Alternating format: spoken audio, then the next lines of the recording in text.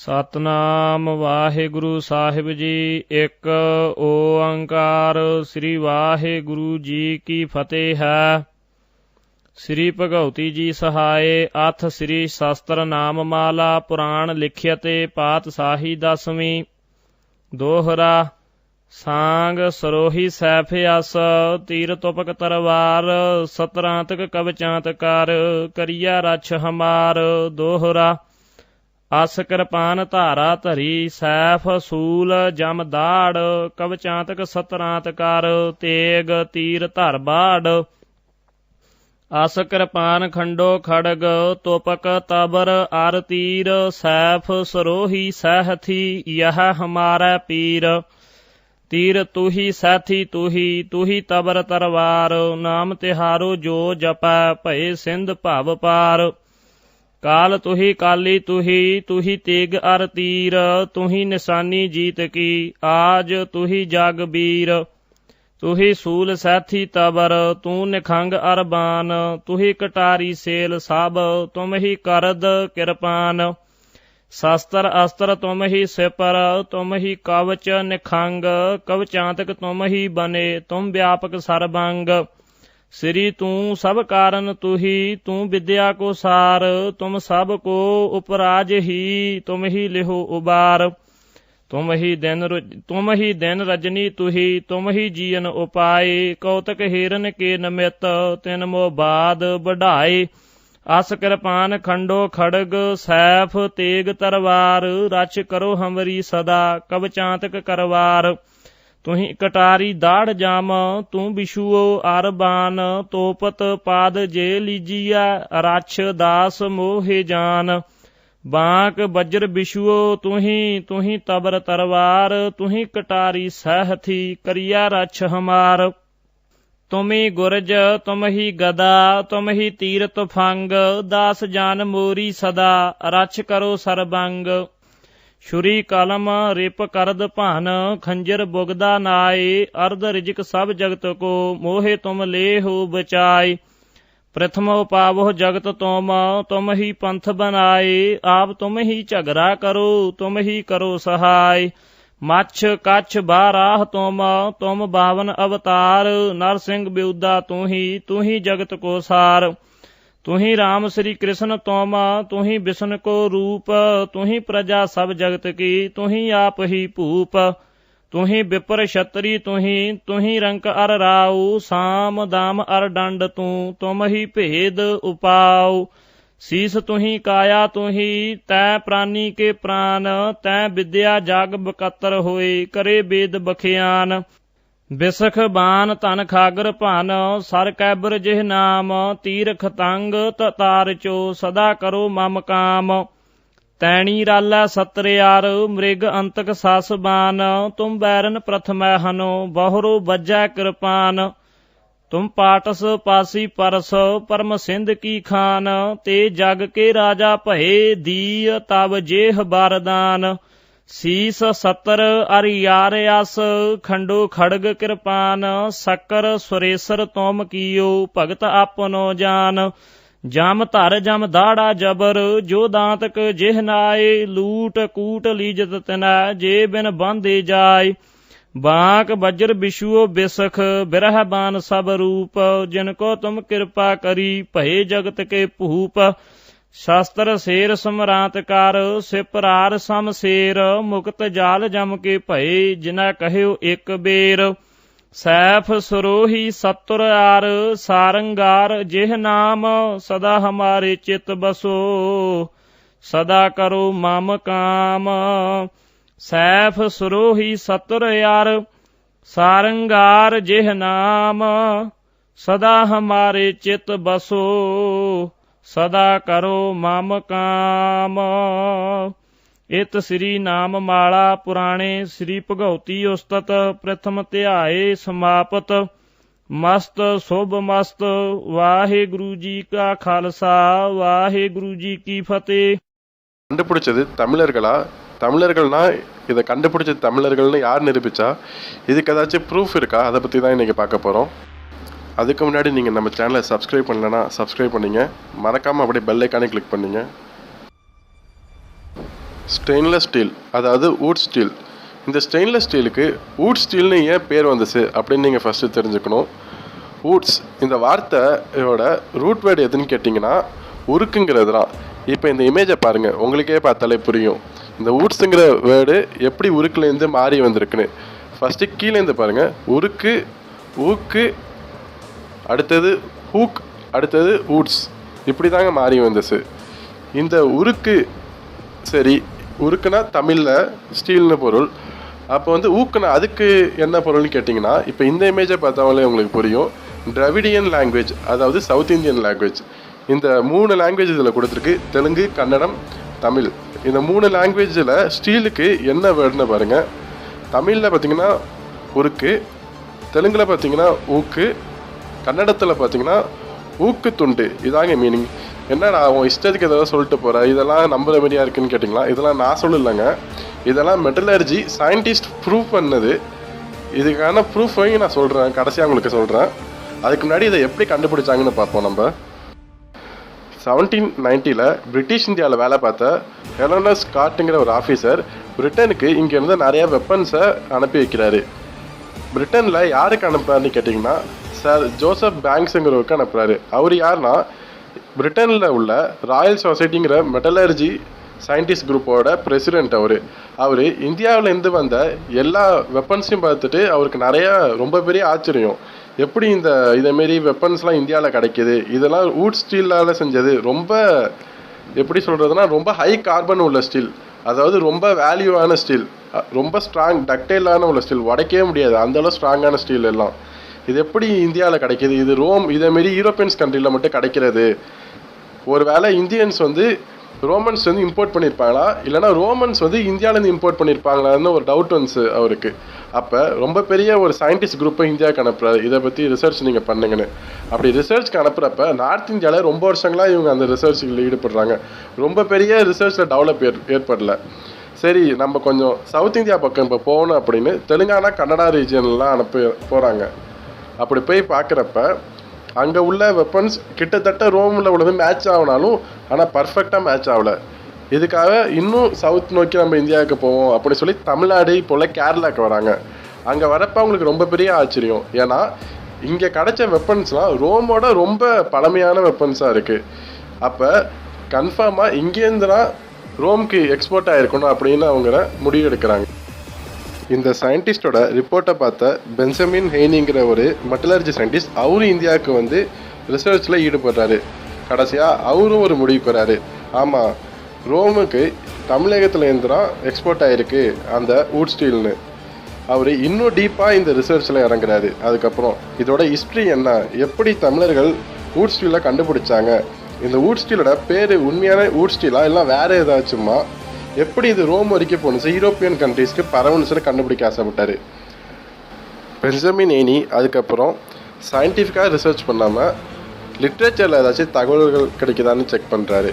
அப்படி பார்க்குறப்ப Roman, Tamil, Chinese, Arab எல்லாத்துலேயும் செக் பண்ணுறாரு. அதில் எல்லாத்துலேயும் கொடுத்துருந்த ஒரே விஷயம் என்னென்னா அவங்களுக்கு வூட் ஸ்டீல் இப்போ உள்ள சவுத் இந்தியாவிலேருந்து தான் வந்திருக்குன்னு அவர் ஒரு முடிவுக்கு வராரு. ஏற்கனவே இதை ரிசர்ச்சில் ப்ரூஃப் பண்ணாலும் அவருக்கு இன்னும் நிறைய ஆதாரங்கள் தேவைப்பட்டுச்சு. அப்போ உள்ள லிட்ரேச்சரில் கண்டிப்பாக ரோமன்ஸ் எல்லாத்தையும் அவங்களுக்கு வாழ்க்கையில் நடந்த எல்லாத்தையும் அவங்க ஒரு ஹிஸ்ட்ரியாக அவங்க ஸ்டோர் பண்ணி வச்சுட்டு தான் போயிருக்காங்க. ஒரு புக் மாரி எல்லாமே அவங்க நோட் பண்ணி வச்சுருப்பாங்க. அதில் தெளிவாக கொடுத்துருந்துச்சு. அப்போ தமிழர்கள் இந்த வூட் ஸ்டீலை எப்போ தான் கண்டுபிடிச்சாங்கன்னு கேட்டிங்கன்னா 6th BC, அதாவது 600ஆம் நூற்றாண்டுலேயே கண்டுபிடிச்சிட்டாங்க. கிமு 600ஆம் நூற்றாண்டு ADயில் அப்பயும் அவங்க கண்டுபிடிச்சிருந்தாங்க.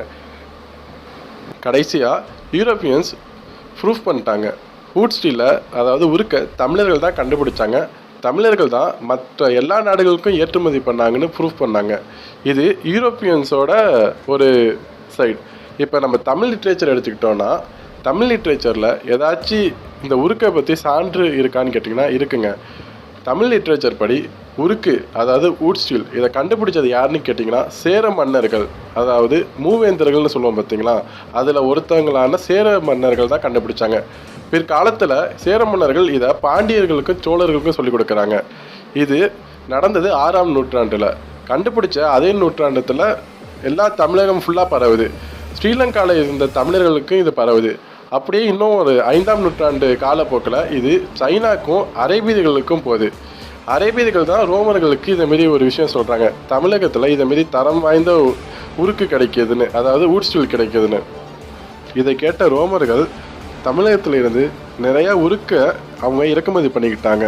இப்படி தான் யூரோப் ஃபுல்லாக உருக்கு பரவணுச்சு. இதான் நண்பர்களே உருக்கோட உண்மையான வரலாறு. இதை நீங்கள் நம்பாட்டி நான் கீழே சில டிஸ்கிரிப்ஷன் லிங்க்லாம் கொடுத்துருக்கேன், அதை கிளிக் பண்ணி பார்த்துக்கலாம். அதுவும் இல்லாட்டி நீங்கள் history of food still, history of உருக்குன்னு கூகுளில் சர்ச் பண்ணாலே தெரியும். இதை யூரோப்பியன்ஸ் ப்ரூஃப் பண்ணிட்டாங்க. இந்த உருக்கை தமிழர்கள் தான் கண்டுபிடிச்சாங்கன்னா டாக்குமெண்ட்டே பண்ணிட்டாங்க. நீங்கள் எதில் சர்ச் பண்ணாலும் உங்களுக்கே தெரியும்.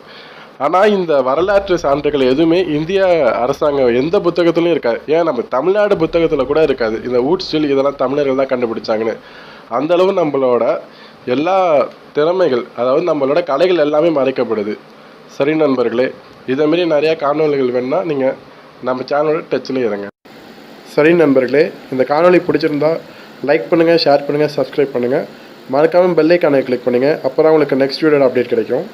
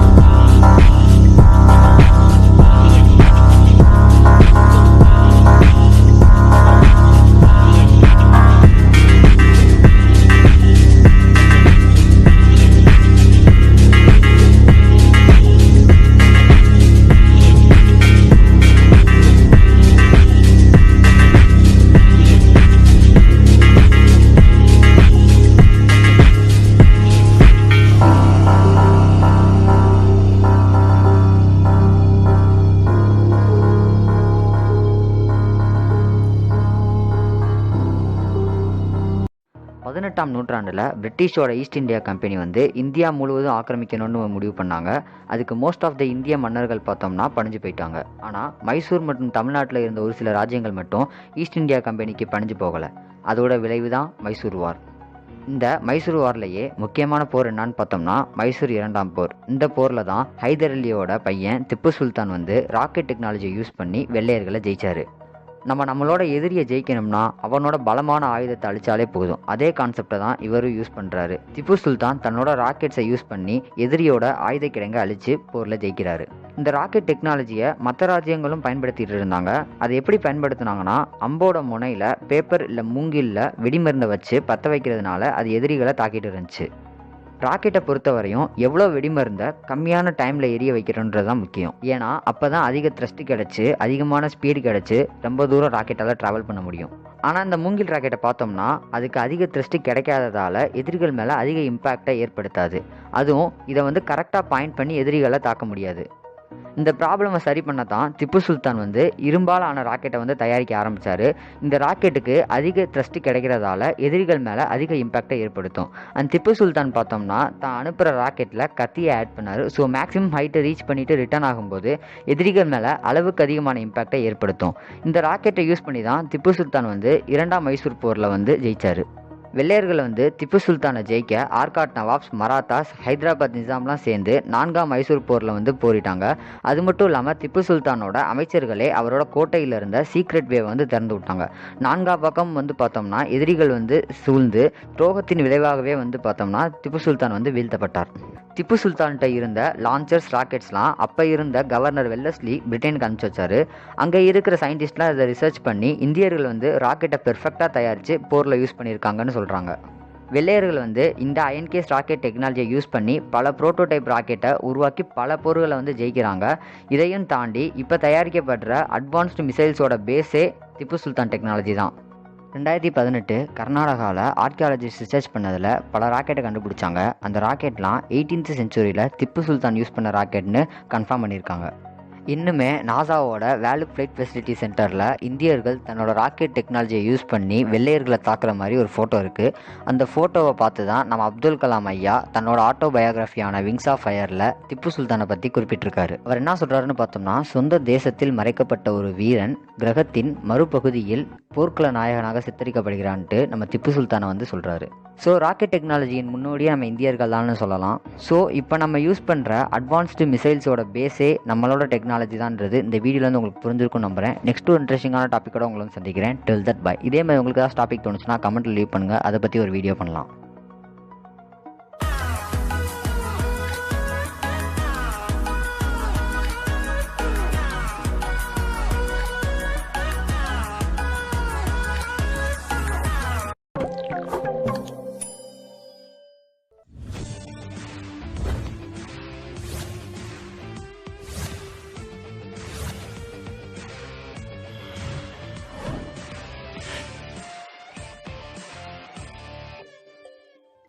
தீபாவளி என்றாலே புத்தாடை, பட்டாசு, இனிப்பு ஆகியவைதான் முதன்மையானது. இதில் வர்ணஜாலம் காட்டும் பட்டாசுகள்தான் அனைவரது நெஞ்சங்களையும் கொள்ளையடித்து பெரும்பான்மை வகிக்கிறது.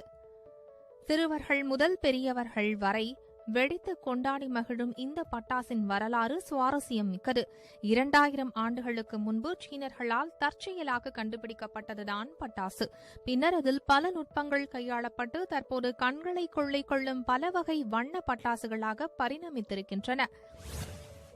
தொடக்க கால சீனர்கள் சமையலுக்கு உப்பை பயன்படுத்தியுள்ளனர். உப்பு நீரை காய்ச்சியும் உப்பு சுவையுள்ள பாறை படிவுகளை சுரண்டி எடுத்தும் உப்பை தயாரித்திருக்கின்றனர். அந்த உப்பில் அதிகளவு பொட்டாசியம் நைட்ரேட் இருந்துள்ளது. சமைத்துக் கொண்டிருந்த போது உப்பு கற்கள் தவறி நெருப்புக்குள் விழுந்தபோது மத்தாப்பை போல பொறித்துகள்கள் கிளம்பி இருக்கின்றன. இதுதான் சீனர்கள் பட்டாசு கண்டுபிடிக்க காரணமாய் அமைந்த நிகழ்வாக ஆய்வாளர்கள் கூறுகின்றனர். பொட்டாசியம் நைட்ரேட் கலந்த உப்பு முதலில் ஒளிக்காகவே பயன்படுத்தப்பட்டிருக்கிறது. அந்த ஒளி விளக்கொளியை விட கண்ணை பறிக்கும்படி இருந்ததால் அதனை சீனர்கள் தொடர்ந்து பயன்படுத்தினர். தொடக்கத்தில் தீஜ்வாலையை உருவாக்க கரியும் கந்தகமும் பயன்படுத்தப்பட்டிருக்கிறது. அதனுடன் பொட்டாசியம் நைட்ரேட் கலந்த கலவை மூங்கில் குழாய்க்குள் அடைத்து வைத்து தீ வைத்துள்ளனர். அப்போது மூங்கில் குழாய் காரை பிளக்கும் சத்தத்தை எழுப்பி வெடித்துள்ளது. இந்த செயல்முறையை பட்டாசின் தயாரிக்க உந்துகோலாக இருந்துள்ளது. மூங்கில் குழாய்க்குள் வெடிமருந்தை அடைத்து கீழ்ப்பகுதியில் வால்குச்சியை கட்டி சீனர்கள் நெருப்பு வைத்துள்ளனர்.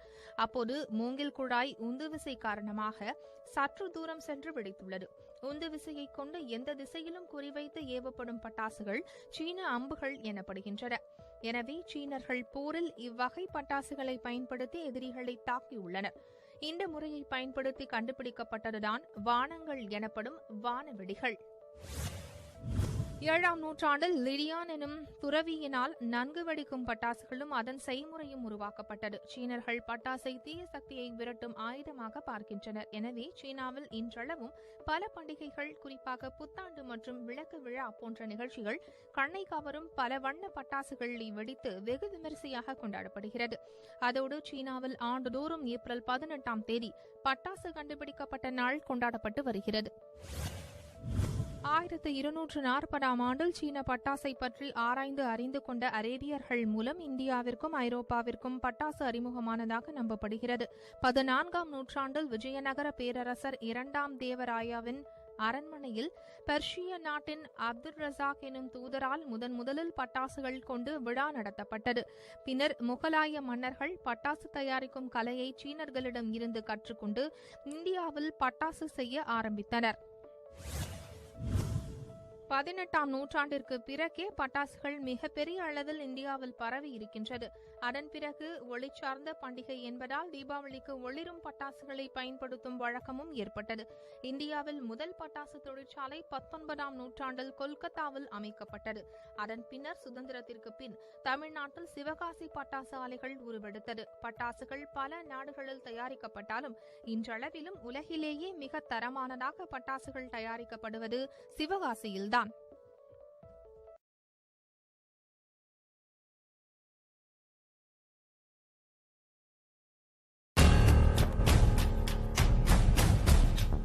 பயணம் கவனமானது, ஆனால் பயணிக்கும் விதமோ தவறானது. இதனால்தான் இன்னும் தொடர்கிறது தீ விபத்து. பயணத்தின் பொழுது எளிதில் தீப்பிடிக்கும் பொருளை எடுத்து செல்லாதீர்கள். போதைப் பொருட்களை பயன்படுத்திவிட்டு பட்டாசை கொளுத்தாதீர்கள். நிலை தடுமாறும் போதை நிதானமற்ற நிலையில் பட்டாசுக்கு தீ பத்தி எறிவதோ நீ. நடைபாதையில் வெடி வைப்பது நடப்பவர்களை நடுங்க வைப்பதற்கா?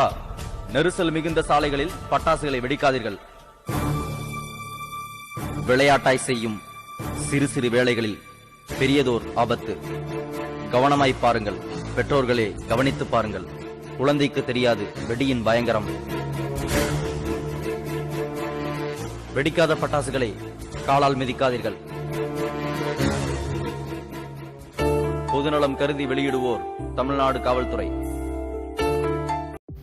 ஹலோ ஃப்ரெண்ட்ஸ், இன்றைக்கி நம்ம வீடியோவில் என்ன பார்க்க போகிறோன்னா 1806 நடந்த வெள்ளூர் மியூட்டினியை பற்றி பார்க்க போகிறோம்.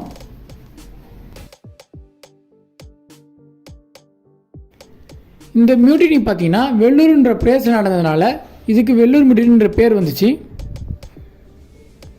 ஃபஸ்ட்டு வெள்ளூர் மியூட்டினி நடந்ததுக்கான காரணத்தை பற்றி பார்ப்போம். 1805 பார்த்தீங்கன்னா இந்துஸ் எல்லாம் அவங்களோட டியூட்டியில் இருக்கும்போது இந்த மாதிரி நெற்றியில் குங்குமமோ இந்த மாதிரி ரிலீஜியஸ் மார்க்ஸ்லாம் வைக்கிறதுக்கு தடை அறிவிச்சாங்க. முஸ்லீம்ஸ் எல்லாம் பார்த்தீங்கன்னா அவங்களோட தாடியை ஷேவ் பண்ணிட்டு வரணும்னு ரூல்ஸ் கொண்டு வந்தாங்க. ஸோ இந்த மாதிரி பார்த்தீங்கன்னா இந்தியன் சோல்ஜர்ஸோட ட்ரெஸ்ஸிங் கூட மாற்றுற மாதிரி நிறைய ரூல்ஸை கொண்டு வந்தாங்க.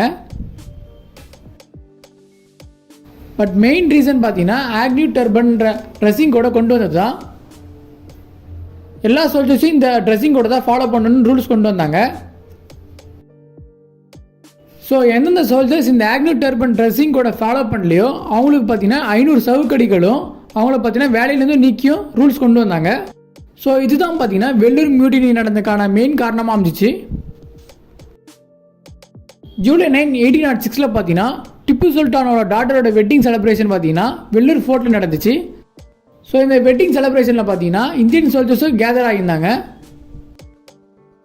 ஆன் 10th ஜூலை 1806 பார்த்தீங்கன்னா திடீர்னு இந்தியன் சிப்பாய்ஸ் பார்த்தீங்கன்னா பிரிட்டிஷ் ஆஃபீஸர்ஸையும் பிரிட்டிஷ் ட்ரூப்ஸையும் அட்டாக் பண்ண ஆரம்பிச்சிட்டாங்க. ஸோ விடியறதுக்குள்ளே பார்த்தீங்கன்னா வெள்ளூர் ஃபோர்ட்டை கம்ப்ளீட் கண்ட்ரோலுக்கு இந்தியன் சோல்ஜர்ஸ் கொண்டு வந்தாங்க. ஸோ அவங்க பார்த்தீங்கன்னா பிரிட்டிஷோட ஃப்ளாகை இறக்கிட்டு டிப்பு சுல்தானோட ஃப்ளாகை கொடியேற்றினாங்க. அது மட்டும் இல்லாமல் டிப்பு சுல்தானோட சன்னான ஃபேட்டி ஐடர் தான் கிங்காக இருக்கணும்னு அவங்க கோரிக்கையும் வச்சாங்க. ஸோ இப்படி ஒரு ரிவால்ட் நடந்தது பார்த்தீங்கன்னா ஆர்காடில் இருந்த ஜெனரல் ஜிலிப்ஸுக்கு தெரிஞ்சுது. ஸோ அதனால் பார்த்தீங்கன்னா அவர் வெள்ளூர் ஃபோர்ட்டை நோக்கி ஒரு ஹியூஜ் ஆர்மியோட கிளம்பினார். ஸோ அவர் பார்த்தீங்கன்னா வெள்ளூர் ஃபோர்ட்டுக்கு ஹியூஜ் ஆர்மியோட வந்து இந்தியன் சோல்ஜர்ஸை அட்டாக் பண்ணார். இந்த அட்டாக்ல பார்த்தீங்கன்னா 800 இந்தியன் சிப்பாய்ஸ் பார்த்தீங்கன்னா ஷூட் பண்ணி இறந்துட்டாங்க. சில பேரை பார்த்தீங்கன்னா தூக்குலையும் போட்டாங்க. இந்த மியூட்டினி பார்த்தீங்கன்னா ஒரு வழியாக ஒரு முடிவுக்கு வந்துச்சு. ஸோ திரும்பவும் பிரிட்டிஷ் பார்த்தீங்கன்னா வெள்ளூர் ஃபோர்ட்டை அவங்களோட கம்ப்ளீட் கண்ட்ரோலுக்குள்ளே கொண்டு வந்துட்டாங்க. இந்த வெள்ளூர் மியூட்டினி ஃபெயில் ஆனாலும் இதுதான் சிப்பாய் மியூட்டினிக்கு முன்னாடி நடந்த பிரிட்டிஷ்க்கு எதிரான முதல் மியூட்டினின்னு சொல்கிறாங்க.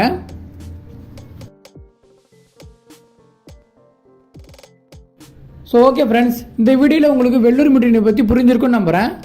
இந்த வீடியோ உங்களுக்கு பிடிச்சிருந்தா லைக் பண்ணுங்கள், ஷேர் பண்ணுங்கள், சப்ஸ்கிரைப் பண்ணுங்கள். தேங்க்யூ. இந்த வீடியோல எதை பத்தி பார்க்க போறோம்னா வெள்ளூருக்கு பெருமை சேர்க்கக்கூடிய வெள்ளூர் ஃபோர்ட்டை பத்தி தான் இந்த வீடியோல பார்க்க போறோம். 16ஆம் நூற்றாண்டுல விஜயநகர் எம்பையரால கட்டப்பட்டது தான் இந்த வெள்ளூர் ஃபோர்ட். இதோட பரப்பளவு பாத்தீங்கன்னா 133 ஏக்கர். விஜயநகர் எம்பையரை தவிர்த்து இது வந்து பல பேர் உரிமை கொண்டாடி இருக்காங்க. யார் யாருன்னு பாத்தீங்கன்னா பிஜப்பூர் சுல்தான், மராத்திஸ், கர்நாடிக் நவாப், அப்புறம் பார்த்தா இண்டிபெண்டன்ஸ் முன்னாடி வந்து பிரிட்டிஷும் அதை ஆட்சி பண்ணிருக்காங்க. இந்த கோட்டையில இருந்து சீக்கிரட்டா தப்பிச்சு போறதுக்கு ஒரு டனல் ஒன்று உருவாக்கி இருக்காங்க. அது எங்க போய் முடியுதுன்னு பாத்தீங்கன்னா 12 கிலோமீட்டர் தாண்டி இருக்க விரிஞ்சிபுரத்துல போய் முடியுது. இந்த கோட்டையை சுத்தி இருக்க அகழியில 10,000க்கு மேற்பட்ட முதலைகள் இருந்திருக்கலாம் சொல்லிட்டு கூறப்படுது. பிரிட்டிஷ் ஆண்ட காலத்துல வந்து திப்பு சுல்தானோட ஃபேமிலி இங்க தான் கைது பண்ணி வச்சிருந்தாங்க சொல்லிட்டு சொல்றாங்க. இந்தியால முதல்ல எங்க புரட்சி ஏற்பட்டுச்சுன்னு பாத்தீங்கன்னா 1806ஆம் ஆண்டுல வெள்ளூர் ஃபோர்ட்ல தான் இந்தியால முதல்ல புரட்சி ஏற்பட்டுச்சு. இதுல 15 ஆபீசரும் 100க்கு மேற்பட்ட பிரிட்டிஷ் சோல்ஜரும் கொல்லப்பட்டாங்க. இந்த மாதிரி நிறைய இன்ஃபர்மேஷனான வீடியோ உங்களுக்கு தேவைப்பட்டுச்சுன்னா லைக் பண்ணுங்க, ஷேர் பண்ணுங்க. மீண்டும் அடுத்த வீடியோல சந்திப்போம்.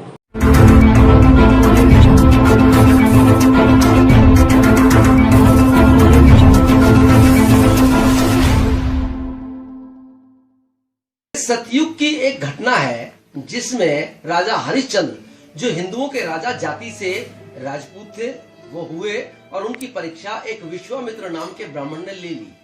सारा राजपाट छीन लिया और जब दक्षिणा देने का टाइम आया तो राजा हरिश्चंद्र के पास पैसे नहीं थे। राजा हरिश्चंद्र जी बिकने के लिए चल दिए। देखिए उन्होंने एक राजा कौड़ियों के भाव में बिकने के लिए तैयार मगर कोई खरीदने वाला नहीं। पत्नी दूसरों के यहाँ काम करती रही, बेटे को सांप ने काटा, कफन नसीब नहीं हुआ। जिस समाज के राजा की इतनी बुरी गत हुई वो हिंदू आज कह रहे हैं कि गर्व से कहो हम हिंदू हैं, लेकिन जिस वाल्मीकि समाज के सेठ ने, कालिया भंगी ने उस राजा को खरीद लिया, हम खरीदार होकर भी नहीं कह रहे कि गर्व से कहो हम वाल्मीकि हैं। द्वापर में आप देखिए महाराजा युधिष्ठिर ने अपना मन बहलाने के लिए एक गेम खेला, चौसर। उसमें अपनी संपत्ति हारे, राजपाट हारे, यहाँ तक कि अपने भाइयों की और अपनी साझा पत्नी द्रौपदी को हार गए। अरे वाल्मीकियों का इतिहास उठा के देखो, वो कभी अपनी पत्नियों का अपमान नहीं होने दिया और अपनी पत्नियों की सुरक्षा करी। हमने अपनी पत्नियों की सुरक्षा नहीं करी, बल्कि हिंदुओं के राजा राम की पत्नी हमारे गुरु के आश्रम में उसको शरण मिली, सम्मान मिला, बच्चे पैदा हुए, एजुकेशन मिली, पालन पोषण हुआ। लेकिन आज हिंदू कह रहे हैं गर्व से कहो हम वाल्मीकि हिंदू हैं, लेकिन वाल्मीकि समाज नहीं कह रहा, जबकि हमने उन पे एहसान किया है। क्योंकि ये बातें हमें हमारे इतिहास की पता ही नहीं है। हमारे संतों की जो ड्यूटी थी वो उन्होंने हमें बताई नहीं, बात उन्होंने पूरी नहीं करी। उसके बाद आप सिखों का इतिहास उठाइए, उनके 9वें गुरु तेग बहादुर का सर इसी दिल्ली में लाल किले के सामने औरंगजेब ने काट दिया और सड़ने के लिए, अपमानित करने के लिए फेंक दिया। सिखों में 36 कौम है, राजपूत भी है, गुर्जर भी है, जाट भी है, जो अपने आप को दबंग बोलते हैं, लेकिन उनकी हिम्मत नहीं हुई अपने गुरु के सर को सम्मान से उठा के ले जाएं। और जब उठा के ले गया तो वाल्मीकि कौम का वीर भाई जीवन सिंह उठा के ले गया। लेकिन सिख आज बोल रहे हैं, उनकी पगड़ी की लाज हमने रखी, वो बोल रहे हैं गर्व से कहो हम सिख हैं, लेकिन वाल्मीकि समाज नहीं बोल रहा कि गर्व से कहो हम वाल्मीकि है, क्योंकि ये बात हमें किसी ने बताई नहीं। 1857 की क्रांति का आप आंदोलन उठा के देखिए, इस देश में मंगल पांडे पर फिल्में बन रही है, कहते हैं 1857 की क्रांति का सूत्रधार वही है, वही हीरो है, मगर सच्चाई है वो इस देश का गद्दार था। उसने अंग्रेजों की वर्दी पहनी, उनकी बंदूक ली और जब आदेश करते थे तो हमारे ही भाइयों पे वो गोली चलाता था। लेकिन उसने विद्रोह कब किया? उसने विद्रोह तब किया जब उसको पता चला कि मैं जिस कारतूस को मुंह से खोलता हूं उसमें गाय और सुअर की चर्बी लगी हुई है। इसका मतलब ये हुआ उसने आंदोलन देश के लिए नहीं बल्कि अपनी जाति बचाने के लिए किया, जो सुअर और गाय की चर्बी से भंग हो गई थी। उसने अपने धर्म को बचाने के लिए, उसने अपने ब्राह्मणत्व को बचाने के लिए विद्रोह किया, देश को बचाने के लिए नहीं किया था। तब तो वर्दी और बंदूक थाम ली थी। अब ये बात उसे बताई किसने? ये बात उसे बताई उस कारतूस के कारखाने में काम करने वाले माता दीन भंगी ने। लेकिन आज देश के तमाम लोग कह रहे हैं गर्व से कहो हम हिंदुस्तानी हैं, हमें गर्व है हम भारतवासी हैं, लेकिन वाल्मीकि समाज नहीं कह रहा कि हमें गर्व है कि हम वाल्मीकि समाज से हैं, जिसने देश को नई रंगत दी।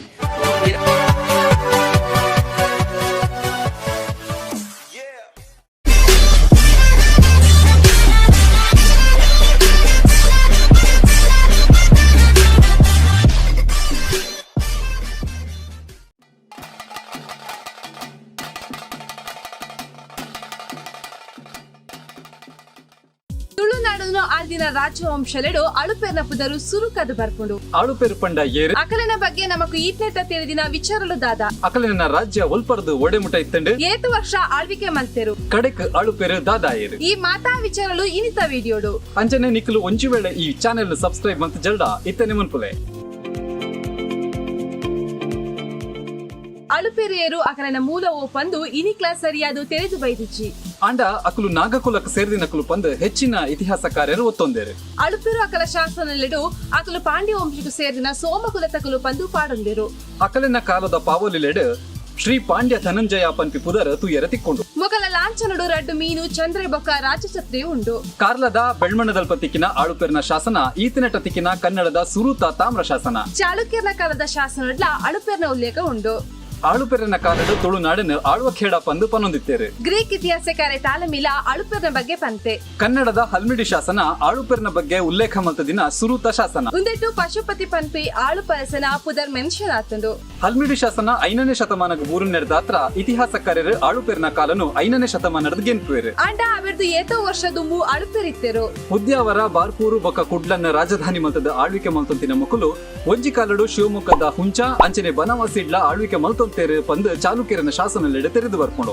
ಸುರುಕು ಸ್ವತಂತ್ರವಾದ ಆಳ್ವಿಕೆ ಮಂತನಿತಿನ ಮುಕ್ಕಲು ಕದಂಬರ ಪ್ರಾಬಲ್ಯ ಜಾಸ್ತಿ ಅದು ಅಕಲಿನ ಸಾಮಂತರಾದಿತ್ತೇರು. ಬೊಕ್ಕ ಚಾಳುಕ್ಯ ರಾಷ್ಟ್ರಕೂಟ ಹೊಯ್ಸಳ ಸಾಮ್ರಾಜ್ಯದ ಅಡಿಟ್ ತುಳುನಾಡನ್ನ ಆಳೊಂತೆರು ಪಂದಲ ನಮಕ್ ಚರಿತ್ರೆ ತೆರೆದು ಬರ್ಕೊಂಡು. ಇಂದೆತ್ತ ಅರ್ಥ ಅಕಲು ವೀಕಾದಿತ್ತೆರು ಪಂದು ಅತ್ತು. ಸಾಮಂತರಸರ ಆದಿತ್ತಂಡಲ ಮೊಕಲನ ಆಳ್ವಿಕೆ ಮಾತ್ರ ಸ್ವತಂತ್ರವಾದೇ ಇತ್ತಂಡೆ. ಚಾಲುಕ್ಯ ಬೊಕ್ಕ ಹೊಯ್ಸಳ ವಂಶದ ಕಲೊಟ್ಟು ಮೊಕಲು ಸಂಬಂಧದಿದ್ದಿತ್ತೇರು. ಚಿತ್ರವಾಹನ ಪನ್ಪಿ ಆಳು ಪರಸೆ ಚಾಲುಕ್ಯ ರಾಜಕುಮಾರಿ ಕುಂಕುಮಾದೇವಿನ ಮದುವೆ ಆದಿತ್ತೆ. ಸುರುತ ಆಳು ಪರಸೆ ತನ್ನ ಮಗಳಾಯಿನ ಕದಂಬಾದೇವಿನು ಇಮ್ಮಡಿ ಪುಲಿಕೇಶಿಗೂ ಮದ್ಮೆ ಮಲ್ತು ಕೊರ್ದಿತ್ತೆ. ಶಿಗ್ಗಾವಿಡುತಿಕ್ಕಿನ ತಾಮ್ರಶಾಸನಡು ಕುಡ್ಲದ ಮಿತ್ತು ಪಾಂಡ್ಯರನ್ನ ದಾಳಿದ ಬಗ್ಗೆ ಬರೆತೇರು. ಇಂದೆಟ್ಟು ಆಳು ಪರಸೆ ಚಿತ್ರವಾಹನಗೂ ಚಾಲುಕ್ಯ ರಾಜ್ಯ ವಿರುದ್ಧಿ ಹೇತುಭೂತನ ಪನ್ಪಿ ಬಿರುದು ಕೊರ್ತುನಿಗೆ.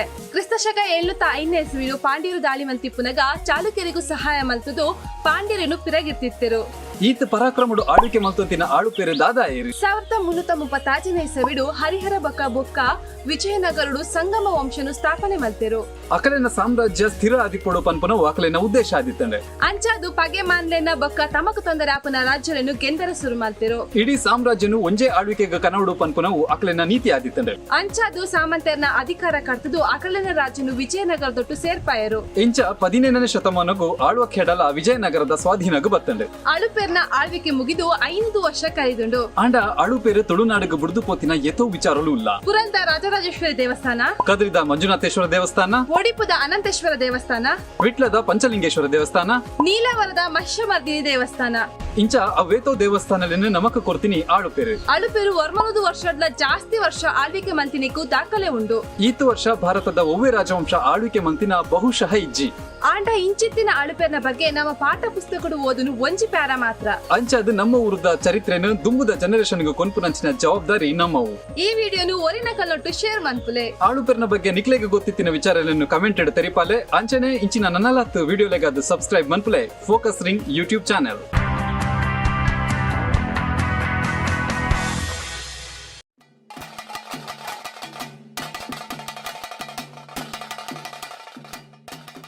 ವಿಜಯನಗರ ಸಾಮ್ರಾಜ್ಯದ ಪುಗರ್ತೆದ ರಾಜೆ ಕೃಷ್ಣದೇವರಾಯ. ಕೃಷ್ಣದೇವರಾಯನು ನಮ್ಮ ಪೆರ್ಮೆದ ತುಳುವೆ ಪಂದು ಪನ್ಪ. ಆಂಡ ತೆಲುಗು ತಕಲ ಪ್ರಕಾರ ಕೃಷ್ಣದೇವರಾಯನ ಅಪ್ಪೆ ಭಾಷೆ ತೆಲುಗು. ಕನ್ನಡರನ ಪ್ರಕಾರ ಕೃಷ್ಣದೇವರಾಯ ಕನ್ನಡ ರಾಜ್ಯ ರಮಾರಮಣ. ಅಪಗಾಂಡ ಇಂದೆಟ್ಟು ಏರು ಸರಿ ಏರು ತಪ್ಪು. ಕೃಷ್ಣದೇವರಾಯನ ನಿಜವಾಯಿನ ಮೂಲ ಓವು. ತುಳು ವಂಶದ ಚರಿತ್ರೆ ದಾದ ಪಂದು ತೆರೆಯನರೆ ಈ ವಿಡಿಯೋ ತೋಲೆ.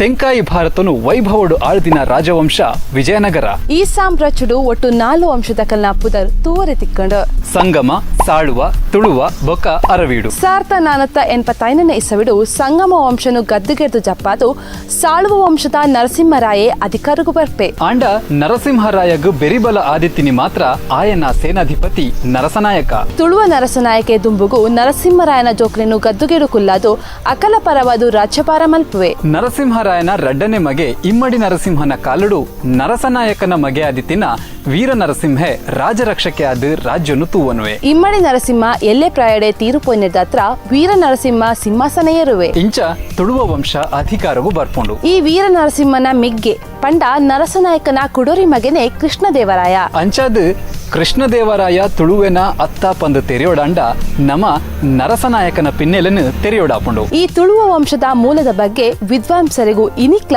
ಸಹಮತ ಇಜ್ಜಿ. ವರಾಹ ಪುರಾಣದ ಪ್ರಕಾರ ತುಳುವ ವಂಶದ ಮೂಲ ಪುರುಷೆ ತಿಮ್ಮ ಭೂಪತಿ ತುಳುನಾಡಿರ್ದು ಆಂಧ್ರದ ಚಂದ್ರಗಿರಿಕ್ ವಲಸೆ ಪೋದಿಪ್ಪುವೆ. ಈ ತಿಮ್ಮ ಭೂಪತಿನ ಮಗೆ ಈಶ್ವರ ನಾಯಕ. ಈಶ್ವರ ನಾಯಕನ ಮಗೆ ನರಸನಾಯಕ ಆಂಡ ಚಾರಿತ್ರಿಕ ದಾಖಲೆಲಾಯ್ನ ಶಾಸನ ಅತ್ತಂಡ ಓಲೆಗರಿಲೆಡು ಈ ವಿಚಾರ ಇಜ್ಜಿ. ತುಳು ವಂಶದ ರಾಜರು ತಂಕುಲೆನು ಶಾಸನಲು ಯದು ವಂಶದ ಕುಲು ಪನ್ಲ ಕೆಲವು ಕಡೆ ತುರ್ವಾಸು ವಂಶದ ಕುಲು ಪನ್ಲ ಪನ್ನೊಂದೆರು. ಕೆಲವು ಕಡೆ ಅಕುಲು ಚಂದ್ರ ವಂಶದ ಕ್ಷತ್ರಿಯರು ಪಂದಲ ಉಂಡು. ಆಂಡ ಹೆಚ್ಚಿನ ರಾಜವಂಶಲು ತಂಕುಲೆನ ಅಧಿಕಾರನು ಅಧಿಕೃತ ಮಲ್ಪರೆಗೋಸ್ಕರ ಇಂಚಿನ ಪೌರಾಣಿಕ ಹಿನ್ನೆಲೆನು ತಂಕುಲೆನ ವಂಶಾವಳಿಗೂ ಸೇರ್ಪಾನುಂಡು. ಅಂಚಾದು ತಿಮ್ಮ ಭೂಪತಿ ತುಳುನಾಡಿರ್ದು ಚಂದ್ರಗಿರಿಕ ಪೋದು ನೆಲೆ ಆದಿಪ್ಪುನ ಸಾಧ್ಯತೆನೇ ಹೆಚ್ಚ. ಇತ್ತೆ ನನೊಂಜಿ ಪ್ರಶ್ನೆ, ತುಳು ವಂಶದ ರಾಜರ್ನ ಕಲೆಗೂ ತುಳು ಬರಂದಿತ್ತಂಡ ಇನ್ನೇನು ತೆರೆಯೋಡಾಂಡ ತುಳುನಾಡಿಡು ಅಕ್ಲೆನ ಮೂಲ ಓಲು ಪಂದು ತೆರೆಯೋಡಾಪಂಡು. ದಾಯಪಂಡ ಪಿರಾಕದ ಕಾಲಡು ತುಳು ಪಾತರಂದಿನ ಉತ್ತರ ಕನ್ನಡ ಜಿಲ್ಲೆದ ಕೆಲವು ಭಾಗಲು ತುಳುನಾಡದ ಭಾಗನೇ ಆದಿತ್ತಂಡು. ನೆತ್ತ ಬಗ್ಗೆ ಒವ್ವೆ ಚಾರಿತ್ರಿಕ ದಾಖಲೆಲಾವಡು ಅತ್ತಂಡ ಪೌರಾಣಿಕ ಜಾನಪದ ಐತಿಹ್ಯಲಾವಡು ತಿಕ್ಕುಜ. ಅಂಚಾದು ಅಕಲೆನ ಅಪ್ಪೆ ಭಾಷೆ ತುಳು ಪಂದು ಕಡಾಖಂಡಿತವದು ಪನರಾಪುಚಿ. ಅತ್ತಂದೆ ತಿಮ್ಮ ಭೂಪತಿ ನಮಗೆ ಈಶ್ವರ ನಾಯಕರದು ಬೊಕ್ಕ ಆಕುಲು ಅಲ್ಪದ ಪುಣ್ಣುಲೆನೆ ಮದಿಮೆ ಆಯ್ದು ಅಲ್ಪದ ಕುಲೆ ಆಯರು. ಕೃಷ್ಣದೇವರಾಯನ ಅಪ್ಪೆ ನಾಗಲಾಂಬಿಕೆಲ ತೆಲುಗುದಾರು ಪಂದು ಪನ್ಪೆರು. ಕೃಷ್ಣದೇವರಾಯ ಮಾತಾ ಭಾಷೆಲೆಗ್ ಮಾನಾದಿಗೆ ಕೊಂಡಲ ತನ್ನ ಅಮುಕ್ತ ಮಾಲ್ಯದ ಪನ್ಪಿ ತೆಲುಗು ಕೃತಿಟ್ ತಾನು ತೆಲುಗುದ ರಾಜೆ ಬೊಕ್ಕ ಮಾತಾ ಭಾಷೆಲೆಡು ತೆಲುಗುವೇ ಶ್ರೇಷ್ಠ ಪಂದು ಪಂಡೊಂದೇರು. ಒಂಚಿ ವೇಳೆ ಕೃಷ್ಣದೇವರಾಯಗೂ ತುಳು ಗೊತ್ತಿತ್ತುಂಡಲ ಆಯನು ನಮ್ಮ ಪೆರ್ಮೆದ ತುಳುವೆ ಪಂದು ಪನಲಿಯಾ? ಖಂಡಿತ ಇಚ್ಚಿ. ದಾಯಪನ್ನಗ ತುಳು ಭಾಷೆದ ಬುಲೆಚಿಲಿಗ್ ಕೃಷ್ಣದೇವರಾಯನ ಕೊಡುಗೆ ದಾಲ ಇಚ್ಚಿ. ಆಂಡ ತೆಲುಗುದಕಲು ಕೃಷ್ಣದೇವರಾಯನು ತೆಲುಗುದಾಯೆ ಪಂದು ಪೆರ್ಮೆಟು ಪನಲಿ ಅವು ದಾದನೆ ಉಪ್ಪಡು ಚರಿತ್ರೆ ತೂಯಿನ ಮಾಮಲ್ಲ ನಾಯಕಿರೆಡು ಕೃಷ್ಣದೇವರಾಯಲ ಒರಿ. ಅಂಚಿನ ಮಹಾನ್ ವ್ಯಕ್ತಿಲೇನು ಭಾಷೆದ ಬಂಧನಡು ಪಾಡು ನೆಡ್ಲ ಅಕಲುಲ ನಮ್ಮಕಲು ಪಂದು ಒತ್ತೊನಲಿಯಾತೆ ದಾದ ಪನ್ಪರು ಕಮೆಂಟ್ ಮನ್ಪುಲೆ. ಇಂಚಿನ ನನಲಾತು ವಿಡಿಯೋಲೆಗಾದ ಸಬ್ಸ್ಕ್ರೈಬ್ ಮನ್ಪುಲೆ ಫೋಕಸ್ ರಿಂಗ್ ಯೂಟ್ಯೂಬ್ ಚಾನೆಲ್.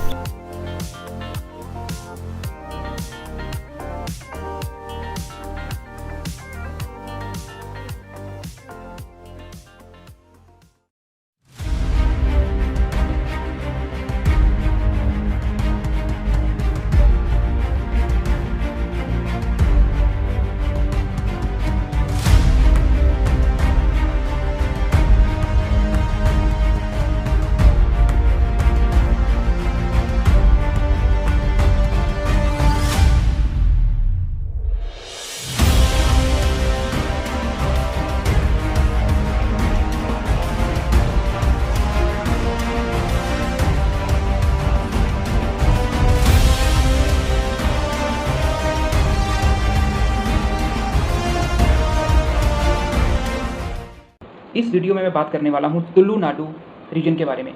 आज के टाइम पे तुलु नाडु रीजन एक ऑफिशियल एंटिटी, एक ऑफिशियल एडमिनिस्ट्रेशन नहीं है, लेकिन एक टाइम पे जो ऑफिशियल एडमिनिस्ट्रेशन हुआ करता था वो था ब्रिटिश रूल।